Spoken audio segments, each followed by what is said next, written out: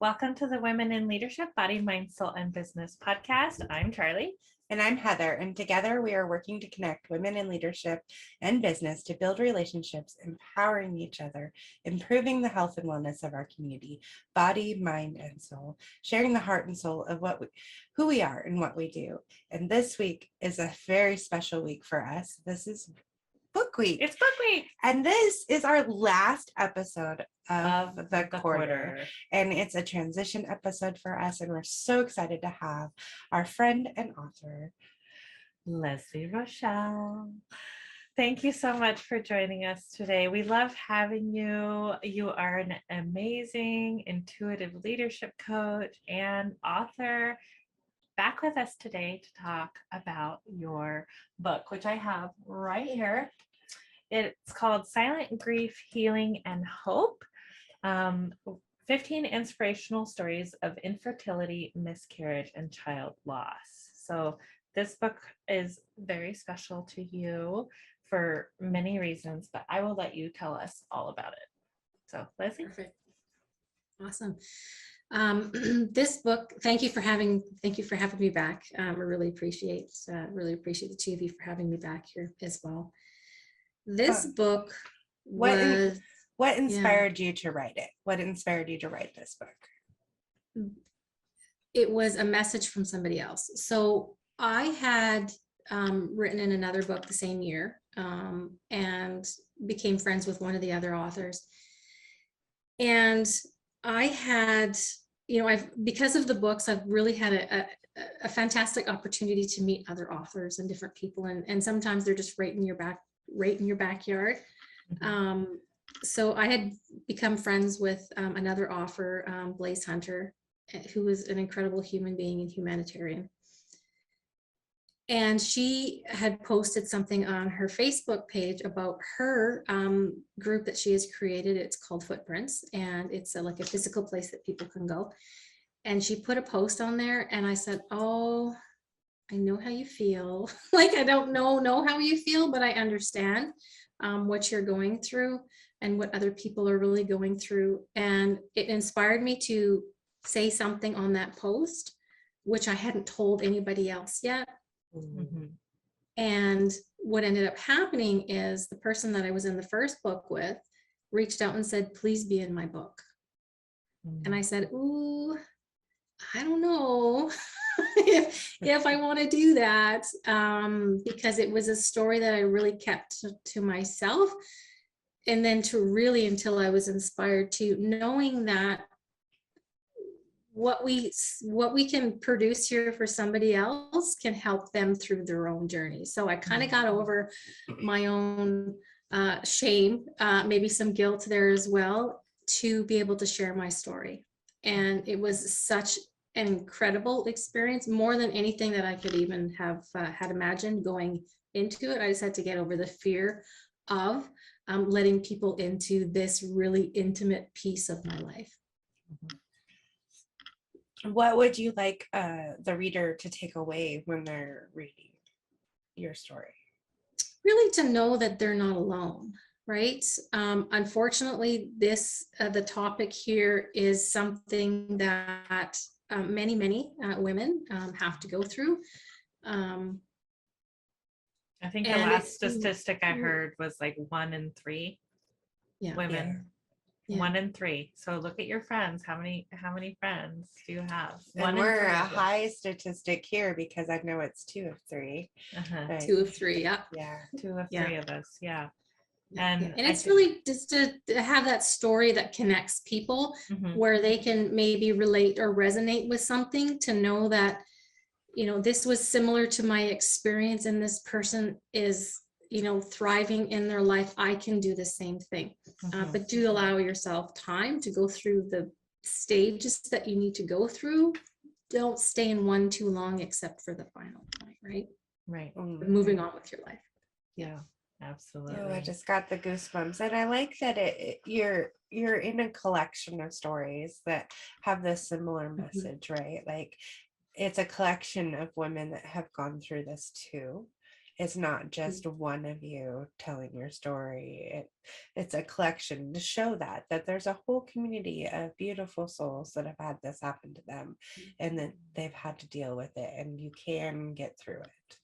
It is possible. It doesn't feel like it at the moment, Yeah. but it is possible. That's right. Yeah. And you come out changed. Not that that change is bad. And, you know, I may trigger somebody on this, but it's a Yeah. lesson that we have, Mhm. right? Because you come out changed, and now you have a deeper capacity for Mhm. compassion. Now you have a deeper capacity for understanding. Now you have a deeper capacity for helping somebody else, increasing the empathy that you have, because you've gone through it. Like, Mhm. You have a deeper understanding than most. Yeah. Yeah. yeah, yeah. And I know when you're in the middle of that really darkness, you're like, I don't want to be a help for someone else, right? Or- Like when it's really dark. Mhm. So don't think that's where you need to be right in the moment. It will come in time. Or when you're coming out the other end, you feel guilty for moving on, Oh yeah. right? Yeah. And that's part of that Yeah. growth process that you have to go through. And that often I find with some of the others that I know that have gone through similar circumstance, it's that guilt for moving on that's the hardest part to come over on the other side. Yeah. And feel, sometimes what happens is we try to push it aside. Mhm. I'll deal with this later, Mhm. until you're forced to deal with it in one way or another. So Mhm. if you can, or if you know somebody who is going through this, if you can simply be there for them Mhm. and help them through the stages that they need to go through. Feel everything that you need to feel in order to process it. And then start figuring out, okay, what does my life look like now? Right? There's a whole world of people asking that right now. What does normal look like now for me? Right. Right? And that new normal, we Yeah. have learned in this post-pandemic world that the new normal, it's different. It's not necessarily good. It's not necessarily bad. It's just different. And so moving into your new normal after child loss, infertility, miscarriage, whatever the case may be, it's different. You feel different because you are different. You see things differently because you have experienced things differently. That's right. Yeah. Our perspectives change when we have new experiences, right? Yeah. This is a growth moment. You know, we're not going to see it in the time, and I understand that completely. You know, having been through it, we don't get it right now. Mhm. And that's We okay. will- and that's okay, and that's fine. You don't have to figure it out. You don't have to figure out what the bigger purpose is for this right now. It will come to you, and it will be shown you if you allow yourself to process and move on, because that's really important. Because when you think about, you know, the little souls that have passed, they don't want you to stop your life Mhm. because this happened. Right. Yeah. Right. And they don't. And you know, any of our loved ones who have gone before us don't want their passing to hold us back. They want us to keep living and keep thriving and do all the things, you know. So by holding yourself back because of the grief, you're not serving their purpose either, right? It's an honor. Yeah, right? it is. It's not Honor them. on. Yeah. Mhm. Whew. Okay, so Leslie, what was your writing experience like? You know, how, like, when you were actually sitting down to write, what was that like for you? I like that you're like motioning like pen and paper. Was it pen and paper? Did you Yeah. start like I always- tend to like, oh my gosh, do we have the same pen? Oh, it is. Oh my gosh, we really like Look these at pens. They're called Yeah, Equal they're Joy great. Paper Me. Oh my gosh, even the same color. That's funny. Oh my gosh, I love that. See, we're soul sisters. There you go. So you're a pen to paper gal. So you sat down with pen and paper. Some of it was pen to paper, really just trying to figure out the ideas of it, and then the rest, because I type faster than I write, it was Mhm. going in and taking a look at how did I want this story to be told. Do I want to just say this was all lousy stuff, or is there really, because there is a bigger point to this, so how did it start and how did it end, to be able to give somebody hope at the end there as Right. well, right? Mhm. So that's really how I chose to put this together, to be able to help somebody out to a greater degree. The writing process, yes, pen to paper is incredibly therapeutic. And if you're wanting to journal some stuff out, this is the best way to do it. Don't use your computer to do it. But we had a fantastic publisher, Dana Zarcone, who did this one for us. And she has the different publishers do things different ways, but she has a very project management style, which I love, being from corporate. So being able to go through that process and just, having those milestones set in place, having the editors look at things. One thing that I did learn from the first book that I applied to the second book was overwrite, because they gave you a certain word count. And then things are going to be edited out. So overwrite, and then you can actually bring it back, is one of the things that I did learn. Big lesson on that. Yeah, super incredible. So you don't want to end up with less words than they want you to have, right? So I like that, like overwrite it. Like don't be afraid to use your words and put it out there. Like Yeah, because the editing process will knock it down a little bit as well. So yeah, just write the story the way that you'd like for it to be told, and then somebody can help you kind of put it together so it makes sense to the reader, and change some verbiage and things like that as well. I always get in my head about my story, like it makes sense to me. Mhm. Right? Like, so I think that's really cool. I can see in the future, like working with someone that could help me make sure it makes sense to everyone else. Like, That's right. Yeah. I think it's really exciting that we are in a place where we are going to write a book. It's going to happen. it's gonna happen. It's a thing. We don't know when that's I going to know someone happen who can yet, help you. or what that's going to look Right? like. But yes, we have tools, right, in our toolbox, and we'd love to share those with everybody. And yeah, it's on our dream board to happen. We're just not sure what that's going to look like right now. Right. But the seed has been planted. So Just start writing something. right. Yes. Put ideas on paper, and you may find after 6 months you've got a really, really good start to your book, versus just keeping them up here. Just start writing them out, or even start writing out your table of contents. What are the chapters going to be about? Ooh. Yeah, that's fun. Yeah, that's fun too, because it could be different seasons of life, like there's different ways to look at it. Like even if you just wrote it for your family, like what a nice gift for them. Like But and your you story don't know. your story needs to be shared though. Absolutely. Yeah. Absolutely. Thank you so much. As a writer, what would you choose as your mascot avatar or spirit animal?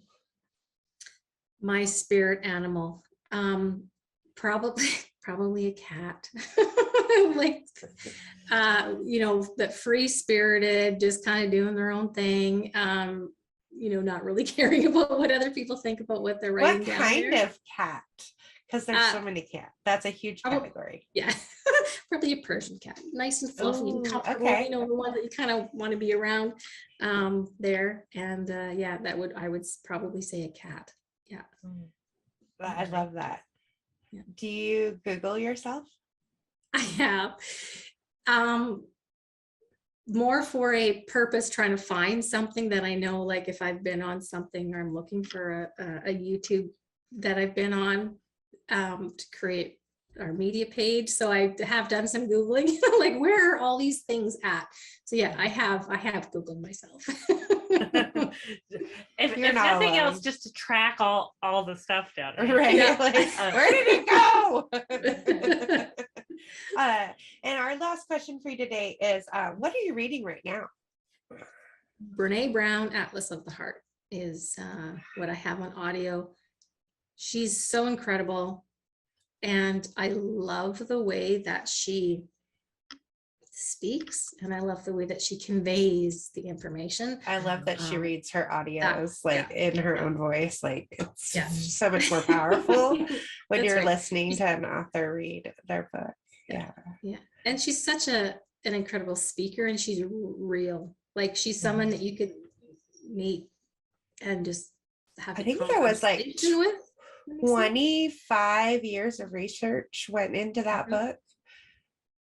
25 is this her new years. book? I think this is her newest book, Is this isn't her it? newest book? Yes, it is. Yeah. It is. Okay. Yeah. Okay. I've seen it. I think it's in my like wish list for my books, my next books to read, but I haven't touched it yet. I just know that she's gonna call me out. Like you're talking directly to me, right?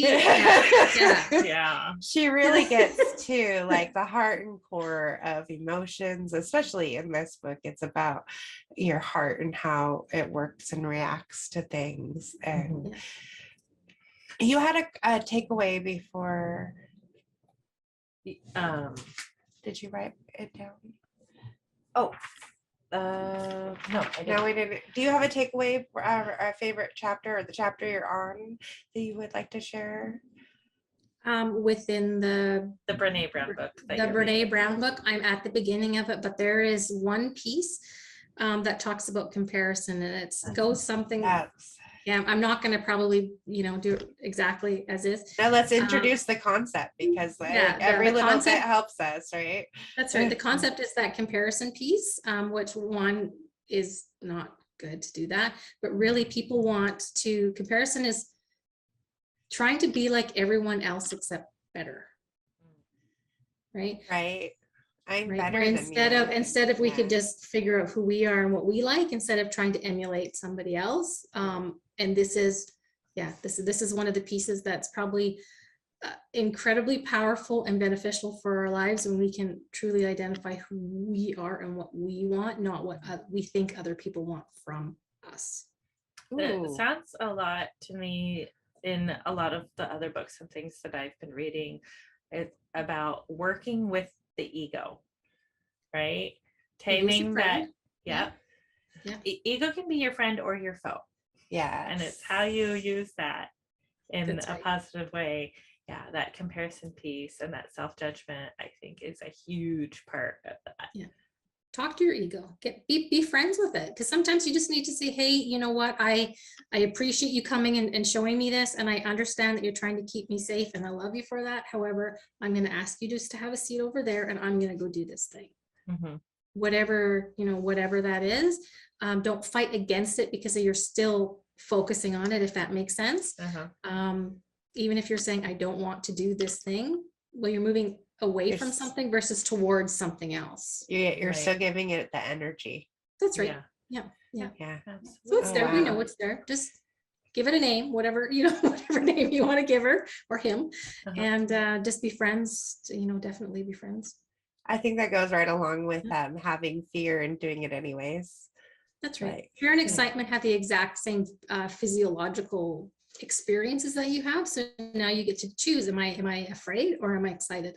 I've heard that recently too, is that fear and excitement feel the same in the body. Yes. So trying to figure out which one's fear and which one's excitement. Like, are you really excited or are you really not? And listening to your intuition is a big part of that.